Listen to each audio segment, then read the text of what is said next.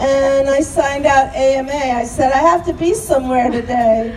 And that's because this is the first time in 10 years since my daughter was murdered working as an operative instead of a confidential informant. And we've started a law, and we're trying to update the proposal. There's only 2 states that have it.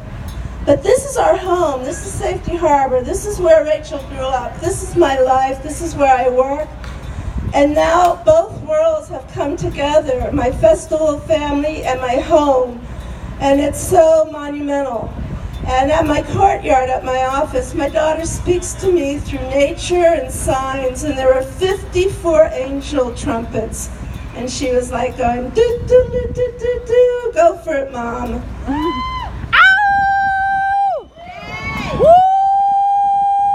So there's a new mantra going on about spread the word, have you heard, all across the nation. We are the next great generation. And that's what it's all about, is there's power in numbers. And my daughter was shot 5 times and thrown in a ditch 50 miles away. She was stolen under the eyes of 20 cops working as a confidential informant. I always say no to working as a confidential informant. And that's what our law that has been passed quotes. They're not allowed to make deals with you. The police are for law enforcement only, not to be court and jury. So beyond that, I came up with something I've been thinking about for the last 10 years. And it's noting the difference between working as a CI and an undercover operative, because that's what happens. There's this great cloak of secrecy, and they keep it all anonymous. So by having the powers that be, the law enforcement has to turn in a report. That's our next update on the law every year, so we know the magnitude of the problem. In the other gun cases, you know that, but the horrors that happen in Las Vegas and in Parkland and in Columbine and the list goes on. But for my daughter, she had a bright future. She was the kind of girl, she had this magnetic personality. She'd walk into a room of strangers, like at my husband's family's Thanksgiving dinner. And then, before you knew it, they all were in love with her. And that's where she was, anywhere she went. If she took a picture, you recognized her with this amazing smile. And she just had the brightest future ahead. And to stay out of trouble, she had some pot, 5 ounces they found in her house when they raided her. And she was in drug court, and they had no reason to use her. She was looking at 4 years' time. And I told the state attorney I could have lived with that. She'd still be alive. But now her friends, 10 years later, are getting married, and they're having babies. Don't walk away, because this could save your life. We have a Rachel Morningstar Foundation, and we encourage everybody to come back to the Purple Tent, get some pictures taken, because we need to go and make this happen statewide and nationwide. So look up the foundation, Rachel Morningstar Foundation. Here are the differences. The police, undercover operators, are policemen. They go to a police academy. The CI has no training. They have guns for protection along with training and handling. The CIs have no weapons and they have no training. They have a union, they have a contract, they're salaried.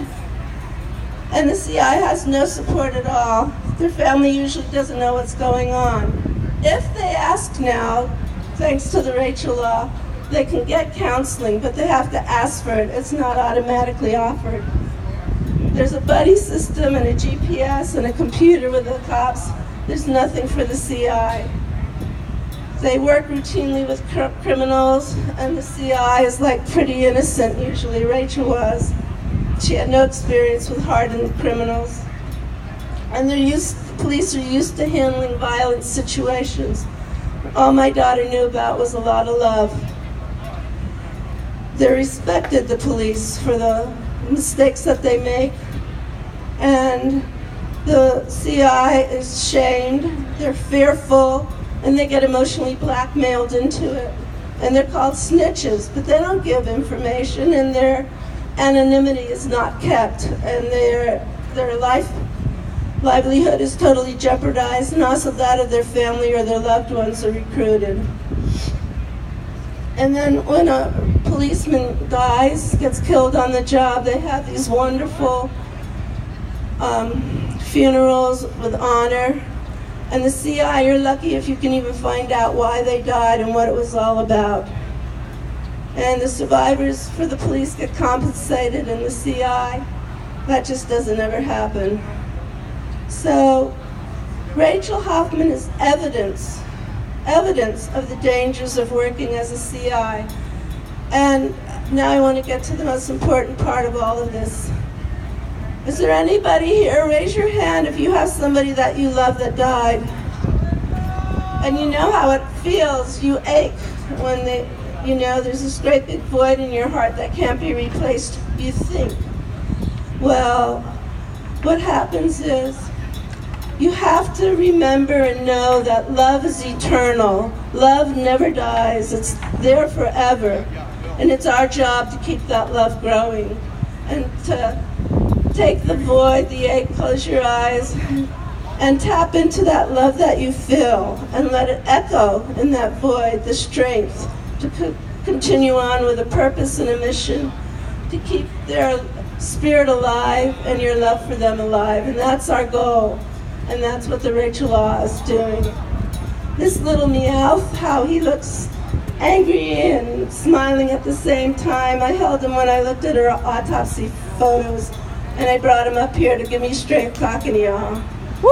But I just want to thank you all for being here and wish you a wonderful, wonderful festival, and thank you for coming to my hometown.